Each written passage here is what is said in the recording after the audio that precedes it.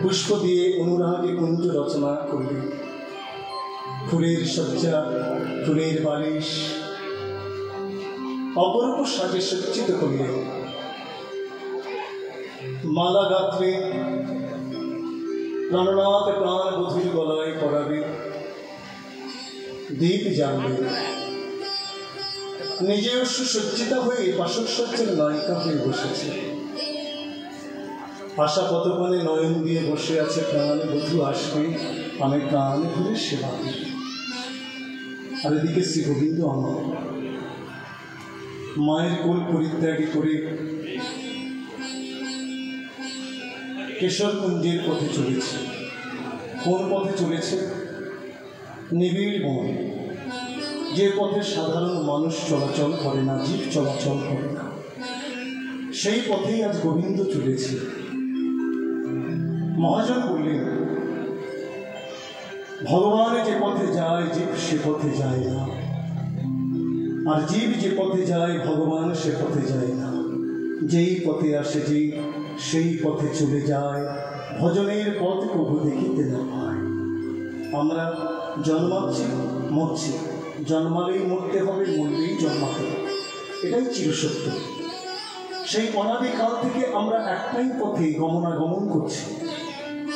পাশেই যে আমার গোবিন্দ আছে, ভুলে যদি জীব একবার হাকৃষ্ণ বলে ওই চরণ দুটি জড়িয়ে ধরতে পারে, তাহলে কিন্তু এই জন্ম মৃত্যুর কবলগ্রস্ত আর হতে হয় না। কিন্তু আমরা কি করছি? ভগবানকে পেছনে রেখে, মায়াকে সম্মুখে রেখে মায়ার পথে ছুটে চলেছি, তাকে লক্ষ্য করছি না। তাই মহাজন বললেন, যেই পথে আসে জীব সেই পথে চলে যায়, ভজনের পথ প্রভু দেখিতে না পায়। আজকের গোবিন্দ চলেছে, যেতে যেতে চিন্তা করছে, এই পথের পাশেই তো চন্দ্রাবলীর কুঞ্জ। আমি যে চলেছি, চন্দ্রাবলী যদি ঘুণক্ষরে জানতে পারে তাহলে তো আমাকে যেতে দেবে না। চরণের নুপুর পানেছে, বলছে, নুপুর তুই তো না বাজাতেই আপনি বাজিস, আজকের যেন বেজে উঠিস না, তাহলে রাধা দর্শনের বাদী হতে হবে। করের মুরলীকে বলছে, তুই তো বাইশ সংযোগে রাধে রাধে বলে বাজিস, আজ যেন রাধে রাধে বলে বেজে উঠিস না, তাহলে রাধারানীর কুঞ্জে আমার যাওয়া হবে না, রাধা দর্শনের বাদী হতে হবে। করিব ভীত সন্তুষ্ট হয়ে শ্রী গোবিন্দ আমার ধীরে ধীরে চলেছে। আর এদিকে চন্দ্রাবলী পদ্মা শৈবা সকিশনে বসেছিলেন, পদ্মার পানেছে, বলছে, এই পদ্মা, আজ এখনো তো গোবিন্দের শঙ্খের বাঁশি বাজলো না, তবে কি রাধারানীর কুঞ্জে যাবে না রে? পদ্মা বলছে, চন্দ্রা, গোবিন্দ রাধারানীর কুঞ্জে না গিয়ে কি থাকতে পারে রে? নিশ্চয়ই যাবে। সখী, তুই বলছিস যাবে? হ্যাঁ রে, আমি বলছি নিশ্চয়ই যাবে। চন্দ্রাবলী বলছে, পদ্মারে, আমার কুঞ্জের দ্বার দিয়ে বধূ চলে যায়, আমি এমন হতভাগিনী একদিনের জন্য তার চরণ সেবা পেলাম না।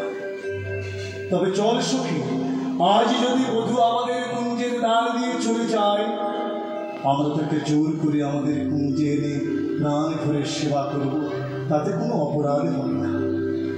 এত বলি চন্দ্রাবলী পদ্মা শৈবা সকিশনে পথের অন্তরালে লুকায়ে থাকলেন।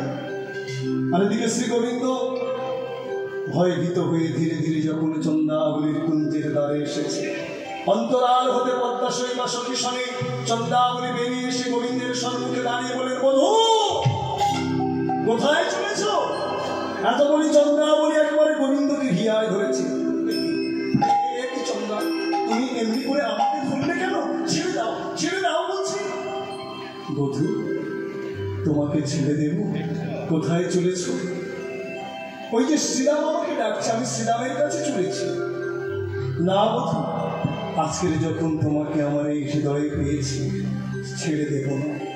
এই পথে নীতি কদগতাগতি, এই পথে নীতি কদগতাগতি, এই পথে নীতি কদগতাগতি, এই পথে কদগতাগতি, তোমার নুপুরে বধূ হে,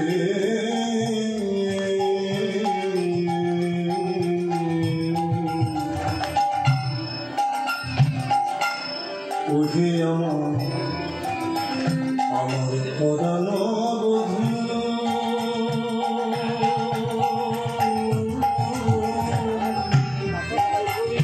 তোমার নুপুরের ধ্বনি শুনি রাধা শোনে আমার এই ময়রা রাধা শোনে আমার ময়রা আমি বঞ্চি একাকি আমি বলছি বধূ ছাড়িয়া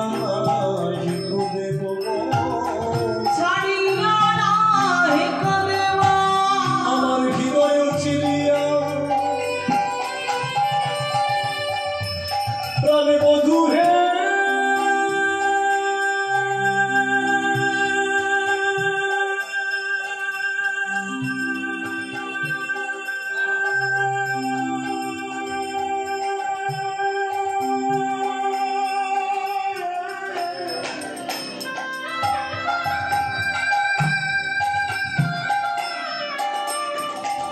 ওহে পরাণে বধূ হে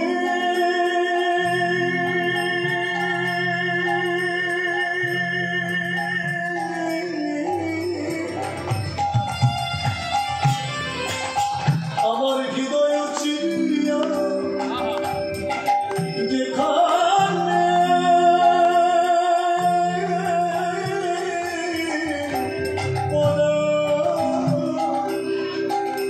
আমি সেখানে সেখানে তোমায় রাখিব ছেড়ে দেব না ছেড়ে দেব না ছেড়ে দেব না পেয়েছি যখন ছেড়ে দেব না হৃদয়ে পেয়েছি যখন ছেড়ে দেব না হৃদয়ের মাঝে ধরে রাখব পেয়েছি যখন ছেড়ে দেব না আমার হৃদয়ের মাঝে ধরে রাখব পেয়েছি যখন ছেড়ে দেব না গোবিন্দ বলছে চন্দ্রাবলী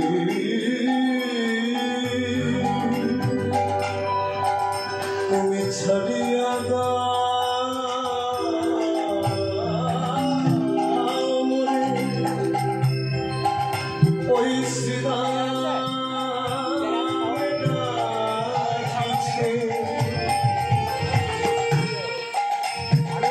আমি যাব না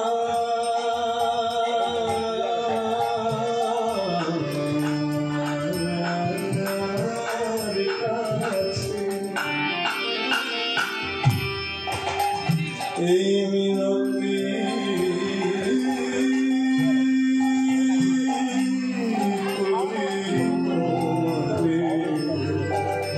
ছাড়িয়া ছাড়িয়া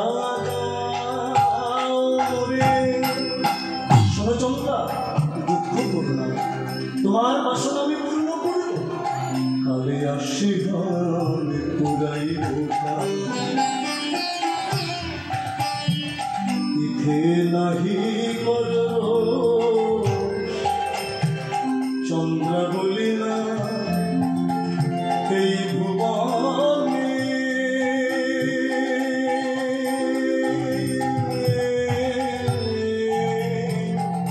দিদি তো বুঝিবে সকলি দোষ বুঝিবে সকলি না জানে কে না জানে কে না জানে কে না জানে আমি চন্দ্র বলি না কে না জানে আমি চন্দ্র বলি না কে না জানে এই বৃন্দাবনের মাঝে চন্দ্র বলি না কে না জানে এই বৃন্দাবন মাঝে চন্দ্র বলি না কে না জানে না না না না বধূ যতই তুমি আমাকে প্রবোধ দাও তোমার কথায় আজ ভুলব না আমি জানি তুমি আমার নও চন্দ্রা তবে আমি কার তুমি যে রাধা রাধিকা তোমার তাহার সুখে সুখে আজ আমার বঞ্চিয়া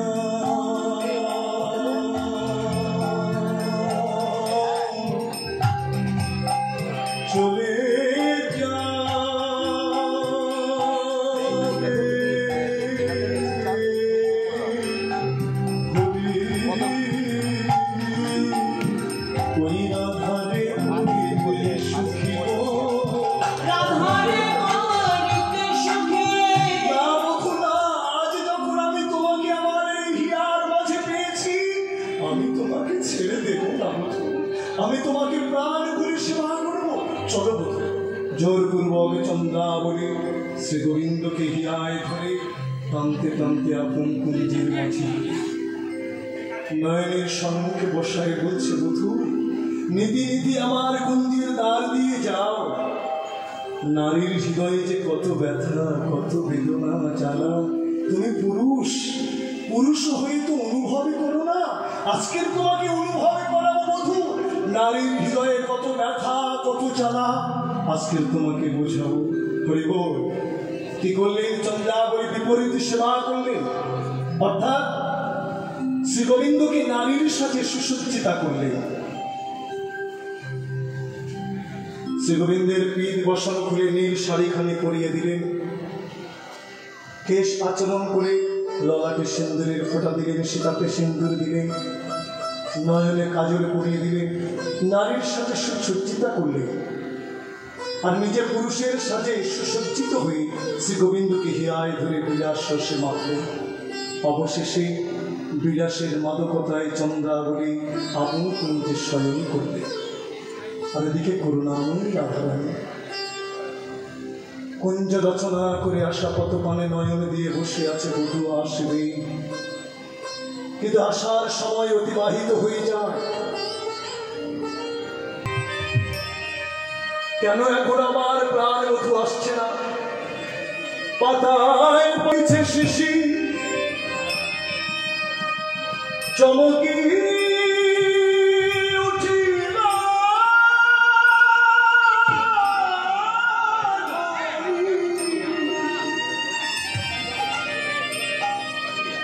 করে শব্দ হয়। করুণাময়ী রাধারানী তো উৎকণ্ঠিতা নায়িকা, মনে ভাবলেন আমার প্রাণনাথ প্রাণ বধূ আসছে। ললিতা, ওরে বিশাখা, একবার তোরা কুঞ্জের বাহিরে গিয়ে দেখ, মনে হয় আমার প্রাণনাথ প্রাণ বধূ আসছে। ললিতা বিশাখা তাড়াতাড়ি করে কুঞ্জের বাইরে এসে দেখে বলছে, সখী রাধে, ওই বধূ তো আসেনি রে। তুই যে বলছিস বধূ এসেছে, বধূ তো এলো না। সে কি আমার বধূ এলো না? সখী, দুর্জন গুরুজনা বঞ্চনা করে বনের মাঝে এসে সাদের কুঞ্জ রচনা করলাম, তবে কি আমার বধূ আসবে না? আমি আশার আসে রইলাম বসে, এলো না দোষা, এলো না দোষা, এলো না দোষা।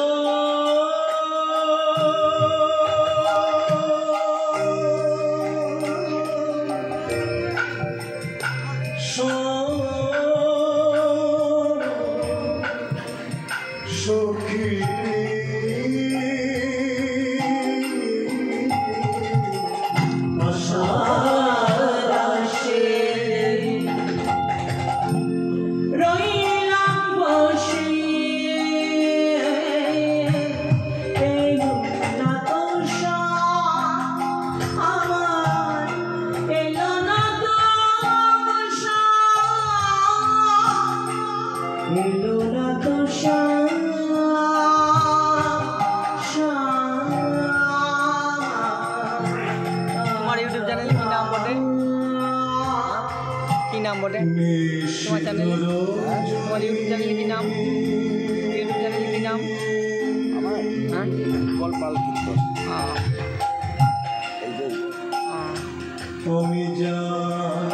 কত সাবস্ক্রাইব? এই সবে 1400 প্লাস। নিশিত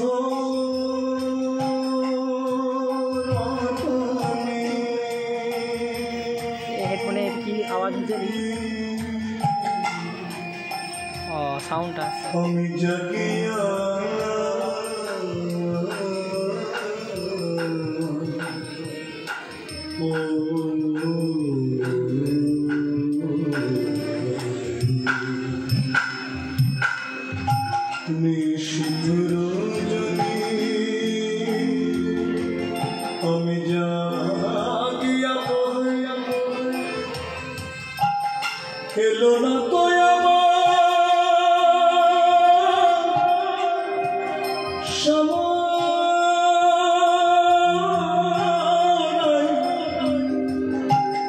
আমার আরতি রবি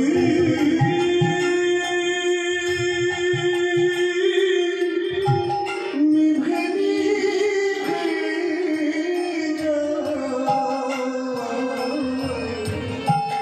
আরতি রবি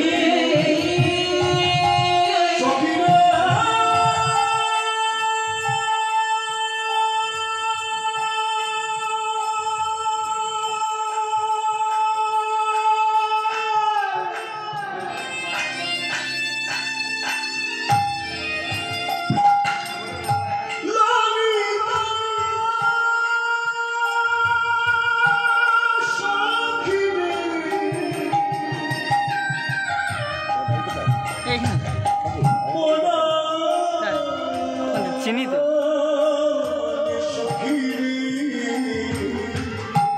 আরতি রবি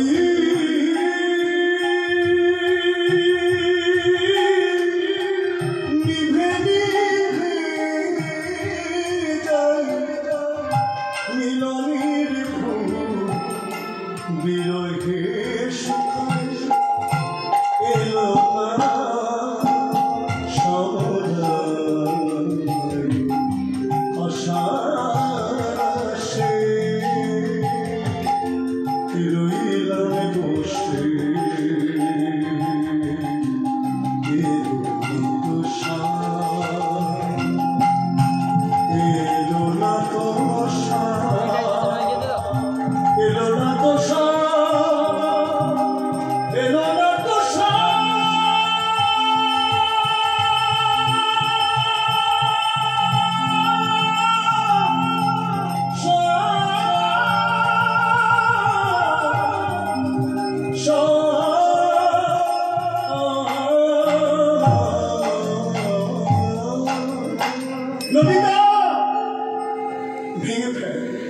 ভেঙে ফেলে সাধের কুঞ্জ খাবে ফুলমালা ডালা তোরা যমুনার জলে বিসর্জন করে আয় আমার এই সাধের কুঞ্জ সাজানো সব সব হয়ে গেছে সখী যা তোরা এই সাধের কুঞ্জ ভেঙে ফেল ফুলমালা ডালা যমুনার জলে বিসর্জন করে আয় আমি জেনেছি আমার বধূ আর আসবে না ফুলমালা ডালা যমুনার জলে বিসর্জন করেছে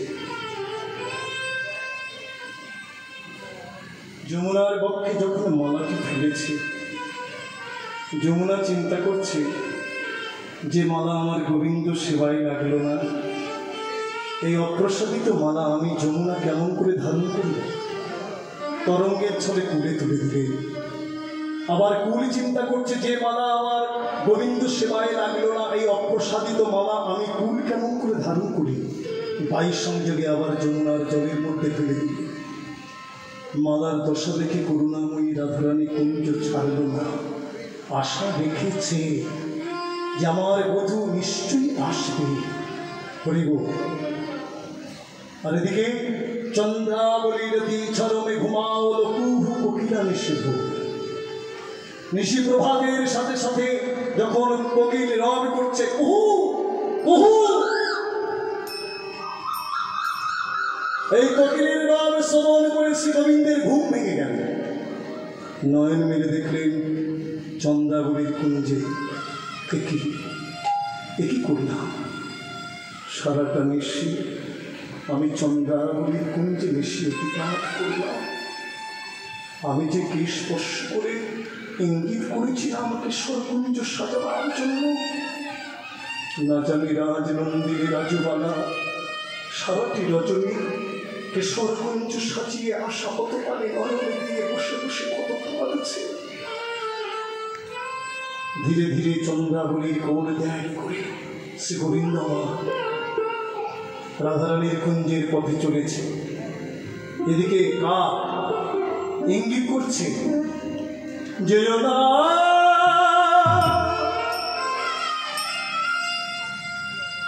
যেও না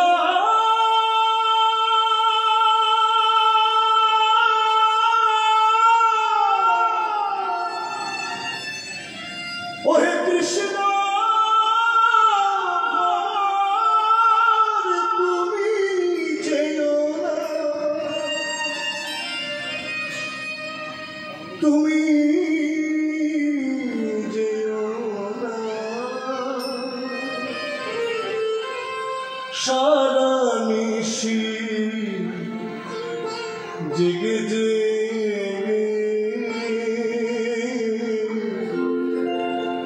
রাই কমলিনীর মধু শুকায় গেছে, কৃষ্ণ ভ্রমণ তবে যে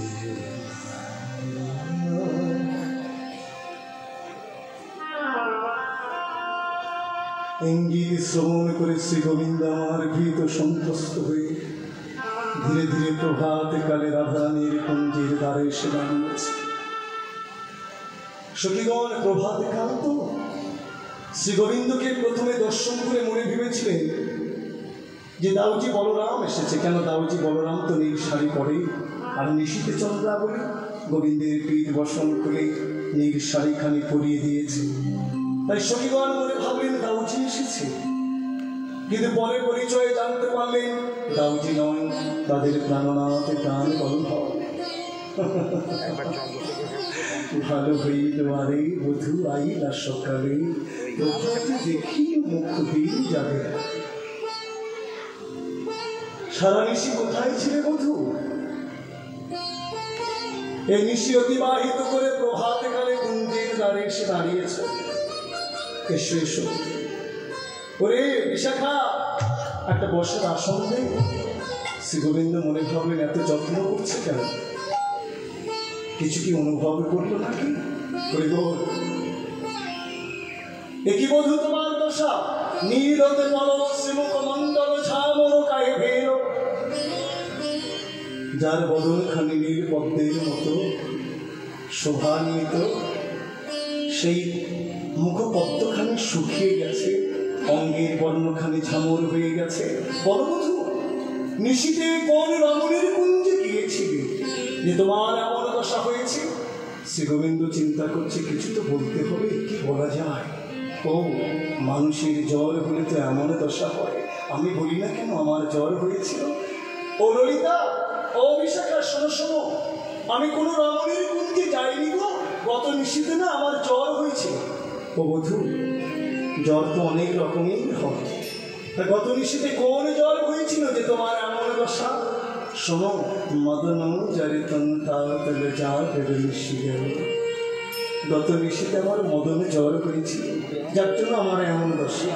তা বুঝলাম, কিন্তু বধূ একই দেখছি, নখ নিঘাত ক্ষত বক্ষ শিখে অলকনে নারী। বলো বধূ, সত্য করে বলো, কোন রমণীর কুঞ্জে গিয়েছিলে যে রমণী তোমার সেবা জানে না, যে অঙ্গে চন্দন দিতে গেলে আমাদের কর কাঁপে, যদি কমল অঙ্গে ব্যথা পায়, যে কমল অঙ্গ আমাদের হৃদয় ধরতে গেলে হৃদয় কাঁপে, সেই কমল হতে অতি সুকমল অঙ্গে কঠিন নখাঘাত।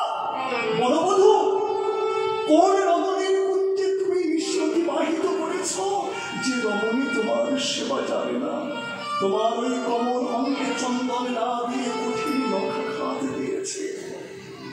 শ্রী গোবিন্দ বলছে, শোনো সখী, গত নিশীথে আমি কোনো রমণীর কুঞ্জে যাইনি, এটা নখাঘাত নয়। তবে এটা কিসের দাগ বধূ? গত নিশীথে না আমি শিব পূজা করেছি, আর শিব পূজায় তো বিল্বদল লাগে, পূজার আসনে বসে দেখলাম বিল্লপত্র কম, তাই বিল্লপত্র চয়ন করবার জন্য বিল্লবৃক্ষে উঠলাম। বিল্লপত্র চয়ন করে যখন নামতে গেলাম, কোথা হতে দমকা বাতাসে সে গাছটা একেবারে নাড়িয়ে দিয়েছে। আমি মনে ভাবলাম যদি পড়ে যাই, তাই বিল্লবৃক্ষটাকে বুকের মাঝে শক্ত করে জড়িয়ে ধরলাম, আর বিল্লকণ্ঠকে আঘাতে আমার হৃদয়ে ক্ষত বিক্ষত হয়েছে। তথাপি সত্য কথা বলবে না। বেশ বধূ, গত নিশীথে তোমার মদনে জ্বর হয়েছিল, এখন বলছে তুমি শিব পূজা করেছ, তারাই বিশ্বাস করলাম, কিন্তু একই দেখছি সিন্দুর কাহে অলকামণি চন্দন কাহা কেন? যে ললাটে তোমার চন্দনের তিলকে শোভা পায়, সেই চন্দনের তিলকে নয় সিন্দুরের ফোঁটা। শ্রী গোবিন্দ মনে ভাবলেন আমার ললাটে সিন্দুরের ফোঁটা, একবার দেখি তো। সত্য তো কি দিল? তাহলে চন্দ্রাবলী মিশিতে দিয়েছি। বলে দেখো দেখো, এটা সিন্দুরের ফোঁটা, কোনো রমণীর দেওয়া ফোঁটা নয়। তাহলে বধূ সিন্দুরের ফোঁটা লগাতে এলো কেমন করে? বলে গত নিশীথে না আমি রাধারানীর কুঞ্জে আসছিলাম, বারবার পথ ভুল হয়ে যাচ্ছে, মনে ভাবলাম আমার বুঝি ভুলেই পেয়েছে, নতুবা ভূতে পেয়েছে। বারবার পথ ভুল হয়ে যাচ্ছে, আমি কুঞ্জের পথ পাচ্ছি না। আমি জানি গৌরী পূজা করলে নাকি সকল দোষ দূরীভূত হয়ে যায়, তাই আমি গত নিশীথে না গৌরী পূজা করেছি। পূজা অন্তে তো মায়ের চরণে প্রণাম করতে হয়। যখনই প্রণাম করলাম, ওই আলতা গোলা সিঁদুর আমার ললাটে লেগে গেল।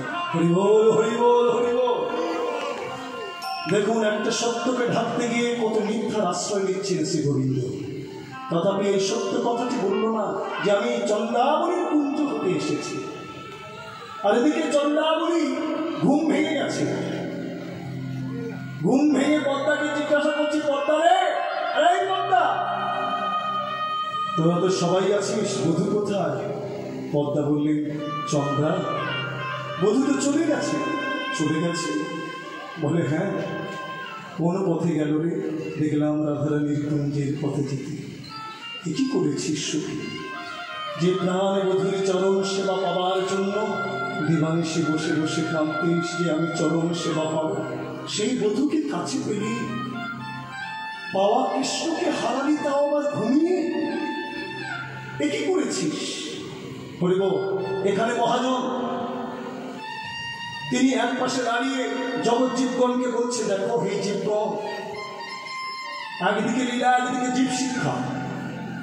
করুণাময়ী রাধারানী সারাটা নিশি কুঞ্জ রচনা করে আশাপথপানি নয়ন দিয়ে বসে বসে কেঁদেছে যে আমার প্রাণ বধূ আসবে, কিন্তু গোবিন্দ আসে না। আর এদিকে চন্দ্রাবলীও কান্ত, আমি গোবিন্দের চরণ সেবা পাবো। সেই চন্দ্রাবলী গোবিন্দকে কাছে পেল, চরণ সেবা পেল, কিন্তু বাবা কৃষ্ণকে হারালো কখন? যখন সে ঘুমিয়ে পড়বে। আর করুণাময়ী রাধারানী আশাপথপানে নয়ন দিয়ে বসে বসে কেঁদেছে, বধূ আসবে, কিন্তু আশা ছাড়েনি। আশা রেখেছিল বলে তবে না প্রভাতে কালে দর্শন পেল। হরিবল হরিবল। তেমনি মহাজন বলছে, হে ভক্তগণ, এই জন্মে যদি আমাদের গোবিন্দ চরণ আশ্রয় করে হা কৃষ্ণ গোবিন্দ বলতে বলতে কাঁদতে কাঁদতে চলে যেতে হয়, ক্ষতি নাই। যদি আমরা জীবনে আশাটি রেখে মরতে পারি যে আমরা আগামী জন্মের প্রভাতে গোবিন্দের দর্শন পাব, নিশ্চয়ই আমরা রাধারানীর মতো গোবিন্দের দর্শন পাবো। হরিব। যারা মোহ ঘুমে ঘুমিয়ে আছে, গোবিন্দ তাদের কাছে যায় না। এখানে প্রভু রামচন্দ্র পিতৃসত্য পালন করবার জন্য যখন ত্যাগের বসন পরিধান করলেন, বনবাসে যাবে, মা সীতার সঙ্গ নিলেন, লক্ষ্মণজির সঙ্গ নিলেন। শত শত প্রজাবৃন্দ বললেন, প্রভু আমাদেরও সঙ্গে নাও। প্রভু সঙ্গে করে নিয়ে চলেছে, কাউকে ফেরাতে তো পারলো না। গভীর রাত হয়েছে, পথ চলতে চলতে পম্পা সরোবর তীরে যখন এলেন, ক্লান্ত পরিশ্রান্ত প্রজাবৃন্দ সবাই ঘুমিয়ে পড়লেন। জেগেছিল কে? লক্ষ্মণজি, মা সীতা। যারা যারা জেগেছিল তাদেরকে সঙ্গে নিয়ে ভগবান রামচন্দ্র ওই স্থানে ত্যাগ করে চলে গেলেন। সেদিন লক্ষ্মণজি অনুভব করেছিল, আজকে যদি আমি এই প্রজাবৃন্দের মতো ঘুমিয়ে পড়তাম, তাহলে আমার দাদা, আমার প্রভু আমাকে ত্যাগ করে চলে যেত। তাই আজ থেকে আমি প্রতিজ্ঞা করলাম, যতদিন আমি প্রভুর সঙ্গে থাকবো আমি ঘুমাবো না। তাই লক্ষ্মণজি 14 বৎসর ঘুমায়নি। হৃদয় গৌর হরিবল হরিবল। তাই আমাদের জীবনের আশা রাখতে হবে, আমরা গোবিন্দ কৃপা পাবো। এই আশাটুকু রেখে যদি আমরা চলে যেতে পারি, নিশ্চয়ই গোবিন্দের কৃপা হবে। হরিবল। চন্দ্রাবলী বলছে, যা পদ্মা, বারুদের ঘরে আগুনটা জ্বালিয়ে দিয়ে। এ কথা কেন বললেন না? গত নিশীথে গোবিন্দ আমার কুঞ্জে নিশি অতিবাহিত করেছে, কথাটা যদি কোনোভাবে রাধারানীর কর্ণমূলে পৌঁছানো যায়, রাধারানী তো মান করবে, আর গোবিন্দ চরণ তলে বসে সত্য সাধন করবে। এটাই হলো বৃন্দাবনের কৃষ্ণ সেবা। বৃন্দাবনের সেবাটি কেমন? কৃষ্ণ সুখৈক তাৎপর্যময়ী। এরা কৃষ্ণ সুখের সুখী, কৃষ্ণ দুঃখের দুঃখী, কৃষ্ণ সুখ ছাড়া কিছু জানে না। আর একটু বলি বাবা, দেখুন, একদিন অর্জুনকে ভগবান বলছে, কৃষ্ণচন্দ্র বলছে, অর্জুন, ব্রজবধূগণ সদাই আমার সুখের জন্য ব্যস্ত থাকে, আমি কি সে সুখ পাই সদাই চেষ্টা করে। অর্জুন জিজ্ঞাসা করলেন, সখা কেমন তোমার সুখের চিন্তা করে? বলে, দেখো ব্রজবধূগণ দর্পণের সম্মুখে দাঁড়িয়ে যখন বসন্তী পড়ে, যদি দেখে তার নয়নে ভালো লাগছে তো বারবার বলে আমাকে ভালো লাগছে তো, যদি ভালো না লাগে বসন্তী খুলে ফেলে, বারবার করে বারবার খুলে, আবার অলঙ্কার বারবার করে বারবার খুলে, আমাকে ভালো লাগছে তো। অর্জুন তখন বললেন, সখা তুমি যে বললে তোমার সুখের সুখে, তারা তো বলছে আমাকে ভালো লাগছে তো, এখানে শুধু বাসনা জাগছে, তারা তো একবার বললো না আমার গোবিন্দের ভালো লাগবে তো। গোবিন্দ বলে, অর্জুন এটাই তাদের বলার কায়দা। কেন? দেখুন বাবা, বাড়িতে যদি আমাদের বহুদিন পরে বন্ধু আসে, আমরা কি করব? বারবার বাজারে ছুটে যাব, ভালো মন্দ কিছু আনবো। বন্ধু যদি বলে, ভাই বহুদিন পরে তোমার ঘরে এলাম, আর তুমি এত ব্যস্ত কেন? তখন যদি সত্য কথাটা বলা যায়, তাহলে কি বন্ধু থাকবে? বন্ধু আর টিকবে না। যদি বলে যে হ্যাঁ ভাই, আমরা প্রতিদিন একটা দুটো পদ রন্ধন করে সেবা করি, আজকে তুমি এসেছো বলে এত রান্নার আয়োজন হচ্ছে, তাহলে কি বন্ধু আর আসবে বাবা? আসবে না। এ কথা না বলে আমরা কি বলি? ভাই তুমি এসেছো তা কি হয়েছে, আমাদের তো দুমুটো খেতে হয়, তার আয়োজন করছি। তা গোবিন্দ বলে এটাই তাদের বলার কায়দা। ব্রজবধূগণ যদি বলে, হে গোবিন্দ আমাদের বেশভূষার প্রয়োজন নাই, আমাদের যতই বসন ভূষণ সব তোমার সেবার নিমিত্ত, তাহলে কিন্তু গোবিন্দ দাঁড়ায় না। এ কথা না বলে ব্রজগোপীগণ কি বলে? দর্পণের সম্মুখে দাঁড়িয়ে বলে আমাকে ভালো লাগছে তো। কেন? আমার নয়নে আমাকে যদি ভালো লাগে, আমাকে দর্শন করেই তো আমার গোবিন্দের সুখ পায়। হরি বল হরি বল। তাই বলছি, তারা কৃষ্ণ সুখের সুখী, কৃষ্ণ দুঃখের দুঃখী। চন্দ্রাবলী বলছে, যা সুখী বালুকের ঘরে আগুনটা জ্বালিয়ে দিও। পদ্মা তো ঘুরতে ঘুরতে একেবারে রাধারানীর কুঞ্জের দ্বারে এসেছে, দেখছে গোবিন্দ দাঁড়িয়ে আছে, তথাপি ব্যঙ্গ করে বলছে, ও ললিতা, আরে ও বিশাখা, তোরা কোথায় গেলি রে? ললিতা বিশাখা বললেন, আরে পদ্মা, তুই তো আমাদের কুঞ্জে আসিস না, এই প্রভাতকালে কি মনে করি রে, কেন এসেছিস? বলে, একটা কথা জিজ্ঞাসা করতে এলাম। কি কথা রে? তোদের কুঞ্জে কি গোবিন্দ এসেছে? এই তুই কি চোখের মাথা খেয়েছিস, দেখছিস না? এই তো বধূ দাঁড়িয়ে আছে, তথাপি জিজ্ঞাসা করছিস? বলো, তাই বলো বধূ তুমি এখানে, আর তোমার জন্য আমি সারাটা মন খুঁজে বেড়াচ্ছি। তাই পদ্মা, তুই গোবিন্দকে খুঁজছিস কেন রে? আর বলিস না, গত নিশীথে আমার সঙ্গে চন্দ্রাবলীর কুঞ্জে আগমন করে চন্দ্রাবলীকে নয়নের সম্মুখে বসাই, চরণে যাবকে পড়াতে গিয়ে চরণে যে মল্লপাতা যত নতুন জোড়া ছিল খুলে কোথায় রেখে এসেছে। আমার সখী না পেয়ে কাঁদছে। বলো বধূ, কোথায় রেখে এসেছো? নাকি আঁচলে করে বেঁধে এনেছো রাধারানীর চরণে পড়াবার জন্য? হরি বল হরি বল। এখানে বিশ্বনাথ চক্রবর্তী পাঠ টিকা করছে। বিশ্বনাথ চক্রবর্তী পাঠ টিকা করে ললিতাকে দিয়ে বিশাখাকে বলছে, বিশাখা, আরে বিশাখা। বিশাখা বলছে, ললিতা ডাকছিস কেন? বলি, বোকা কৃষ্ণকে কুঞ্জ থেকে বের করতে। বিশাখা হেসে বললেন, কৃষ্ণ আবার বোকা হলো না বলে? ললিতা বলছে, বোকা নয়, হ্যাঁ বোকা নয়, একবার ভেবে দেখতো সখী, যারা কৃষ্ণ হেন ধন পেয়ে হেলায় হারিয়ে আমাদের কুঞ্জে প্রাকৃত জগতের সোনা খুঁজে এসেছে, তারা বোকা নয়। কৃষ্ণ হেন ধন পেয়েছিল, পেয়ে হেলায় হারিয়ে ফেলেছে, এই প্রাকৃত জগতের সোনা খুঁজে আমাদের কুঞ্জের ধারে এসেছে। তাহলে কৃষ্ণ বোকা নয়, কৃষ্ণ তাদের কুঞ্জে যায় সেবা নিতে, বের করে দেয়। এতক্ষণ করুণাময়ী রাধারানী কোনো কথা বলেনি, কেবল শ্রবণ করছিলেন। কিন্তু পদ্মা যখনই বলেছে চরণে মল্লপাতা দিত নুপুর জোড়া পড়াবার খুলে চন্দ্রাবলীর চরণে চাবুক পড়িয়েছে, আর কি থাকতে পারে? সাথে সাথে মান আসনে বসলেন। যখনই মান আসনে বসেছে, আর কি